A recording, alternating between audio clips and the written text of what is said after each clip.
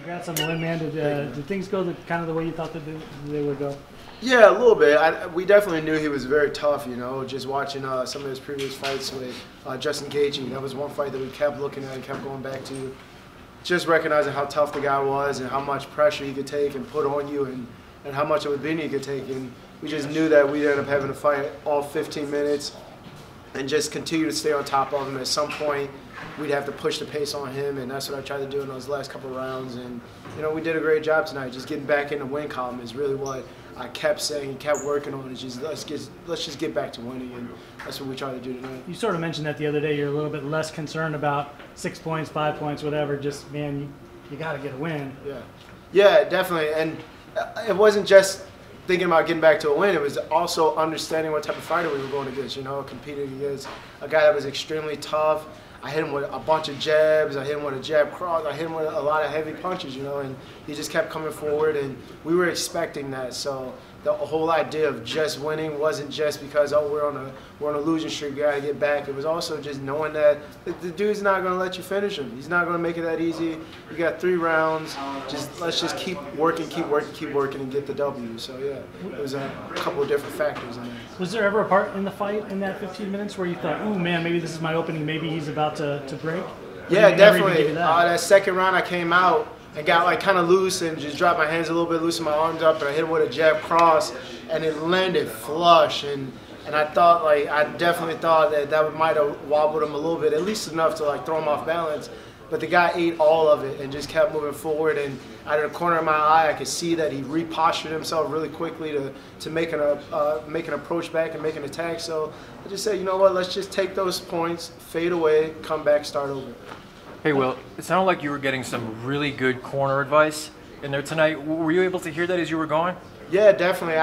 My coaching staff and my coaches are incredible at communicating. They know me. They know that they'll never have to scream and yell things over and over and over again. They only have to say it once, and I'll get the job done. Before getting into the fight, before even walking out of the locker room, we have a good idea on what we need to do, and they just do a good job with being very precise on what they need to say to me, and we don't have to do too much talking, Once everything was done, you knew you had the win. Did that sense of relief come over you? I mean, I know you just mentioned weren't really going into this thinking got to snap that win streak, but it has been a couple of years, right? Yeah, definitely, man. It was definitely one of those things where it was just like, oh, winning, I miss you so much. It's like it took us a little bit to get back together, but we're back now, and you just keep moving forward. And I'm a guy that is very, very I'm very critical of myself, and even though I got the win, I was still a little bummed out. So it took my coaches a little bit to be like, "Listen, you won, dude. Get it together," But that's just how I am, and that's how I'll always be, and that's why I got my coaches like Dean Thomas and Conan and my boy Rodney that's been with me for years now. That's why they know me, they know how I operate, and they know how to hey, we won, get it together. So it felt really good, Was it extra special being able to do this in your hometown? Yeah, definitely, man. It was a huge thing for me, man. It was just one of those things that really lit a fire under me, and just hearing everybody cheering and just being able to come back here and help the sport of MMA grow in Chicago. I think that's something that it's a sport that we've been trying to build in Chicago. It just hasn't really jumped off yet, but I definitely believe if you start bringing Chicago-based fighters back to the city, we're a city where we support our own, so to be able to come back here and really be a part of building mixed martial arts in Chicago is really important to me. They have obviously a lot of Chicago fighters. You've got Curtis Blades and Neil Magny, yourself, and many others. Obviously, they got the fighters. Is it just more of a city that's maybe connected to the boxing world and they're just kind of transitioning into the MMA world, or you think it'll just take time? Yeah, I think it's a combination of things. We're a city with big teams. We have Chicago Bulls, the Blackhawks, Cubs, White Sox. These are teams that we're a sports city. Are we a combat sports city? I don't think so. We used to be as far as boxing goes, but that's kind of died out a little bit in this city, and now we are kind of trying to make a transition back into combat sports, and MMA is kind of at that point where it's kind of blended into everything. So it's going to take some time to grow it, and guys like myself and Curtis and Neil, and I didn't even know Neil Magny was from Chicago, to be honest. But guys like ourselves, it's going to be on our shoulders to really get out there and let people know where we're from and let them know what we're trying to represent, what we're bringing back to our community, and really just taking our success and bringing it back here and building something for the youth, bringing something for the kids to look up to. So it's going to be up to us to get it done. You know? You left the Bears out. Was that intentional? Oh my gosh, I don't even know. I should have said the Bears, but you know Ahead of the Bulls, probably for sure. We got a bittersweet relationship with the Bears right now, you know. But they look like they're going in the right direction, you know. Like, turn it around. They went and got Allen Robinson. They went and got Taylor Gabriel, whatever his name is, from the Falcons. They went and got Anthony Miller from in the draft. They're doing some big things, and then they got the linebacker from Georgia. I can never remember his name, but you know they're moving in the right direction. So it's just, I've been getting punched tonight, so I slipped up a little bit, you know. Yeah. The turnaround time will be quicker now for you than probably normal. How comfortable will you be with that? You know that you're going to have to fight again in 6-7 weeks. That's not a problem at all. Mm-hmm. That's definitely not a problem for me. I come from a wrestling background, so this type of continuing to be able to keep going is something that is not new to me. You know, I come from a wrestling background and a football background where it's like, hey, you just keep going every other weekend or Friday, whatever it is, and Saturday, whatever, and you just get out there and do the work, you know. So we'll take some time off. I'll go spend some time with my wife and my kids, and my coaches will let me know when it's time to get back in the gym and get back to work. What's your thought? Well, talk about your mentality going into this fight. You suffered 3 consecutive losses. You know, many professional athletes, not just fighters, go see sports psychologists to get through it. What personally did you have to seek out to get past this mental block? I went to my wife and my coaches because those are people that really, they don't like. I want to talk about my coaches because they don't just treat us as athletes and fighters. They really care about us mentally, emotionally, and spiritually. They want to connect to us and make sure that we're all right as people. And then we'll come back to the fighting part. So just sitting around talking to my coaches like Conan and Dean Thomas and my strength and conditioning coach, Phil DeRue, who's just been able to just sit down and pull me to the side of my well, let's sit down and just talk. How are you doing as a person? How are you doing at home?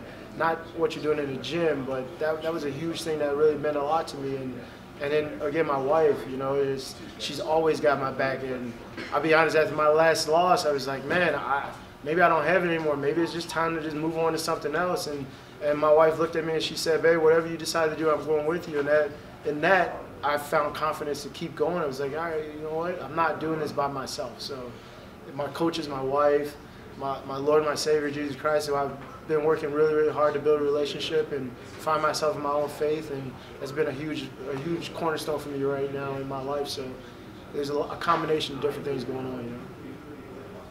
What's your take on Woodley and Covington? I don't want to talk about that. That's not my problem. Whatever those guys got going on, that has to do with them. I'm here to represent the Professional Fighters League the best way I possibly can and continue to do that. What goes on with other guys, I'm not going to comment on it and waste my time on it. How about fighting Chicago, man? Like, you haven't fought here for quite some time, you know, except for MMA, you were a big staple of that promotion. But did that help you, that all the fans are going to embrace you, that all your people are going to come out and embrace you for this fight to get past, you know, the losses in the past?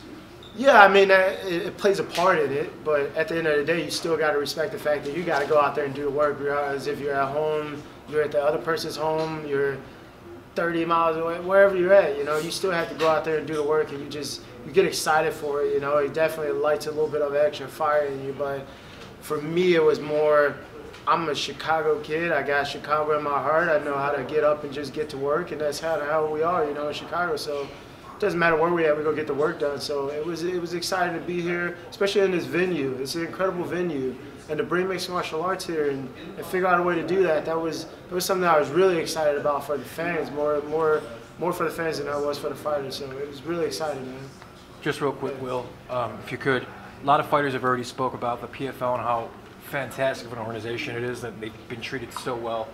You share the same experience? Yes, sir. I think these guys have really figured out how to approach mixed martial arts. I think for a long time we've been trying to turn it into a sport, and we've kind of gotten away from it, gotten a little off track, and I think the format that the Professional Fighters League has put together fits that ideal of what a sport is. You know, like the NBA, the NFL, everybody has a off season, you have a regular season, playoff, championship.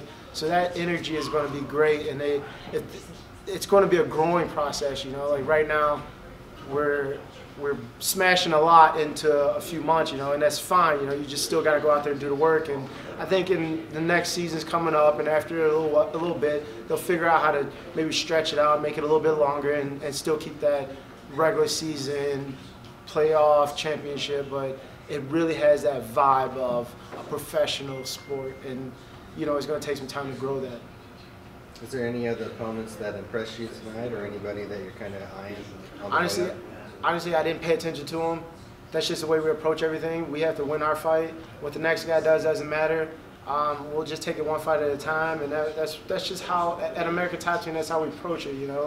Win 5 seconds, win the next 5 seconds, move on to the next 5 seconds, and when the fight's done, you get your hands raised, you go celebrate, and then again, when the coaches tell you it's time to get back to work, and the manager calls and the fights get made, then you start focusing on the next fight. But for right now, we just live in this moment right now and just enjoy this. And when they make the next matchups and make the next fights, and we'll start focusing on everybody else.